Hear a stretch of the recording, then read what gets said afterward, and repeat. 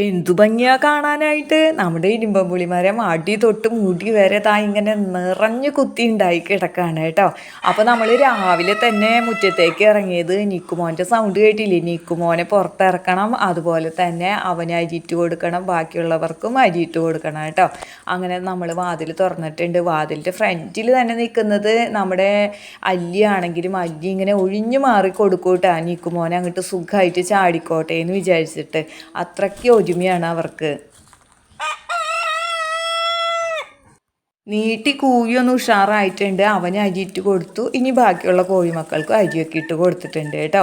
ഇനി ഞാൻ കിച്ചണിൽ വന്നിരിക്കുകയാണ്. നമുക്ക് ബ്രേക്ക്ഫാസ്റ്റ് ഉണ്ടാക്കണം. ദോശയാണ് ഉണ്ടാക്കുന്നത്. ദോശയ്ക്കാണെങ്കിൽ സാമ്പാർ ഇരിക്കുന്നുണ്ട് കേട്ടോ. അപ്പം ഇന്നുണ്ടല്ലോ ബ്രേക്ക്ഫാസ്റ്റ് ഉണ്ടാക്കി വെച്ചതിന് ശേഷം പതിയാരി ക്ഷേത്രത്തിലൊന്ന് തൊഴാൻ പോകണം. പോയി വന്നതിന് ശേഷമാണ് ഞാൻ ബ്രേക്ക്ഫാസ്റ്റ് കഴിക്കുള്ളൂ. അപ്പോൾ എല്ലാവർക്കും വേണ്ടി പ്രാർത്ഥിക്കാം കേട്ടോ.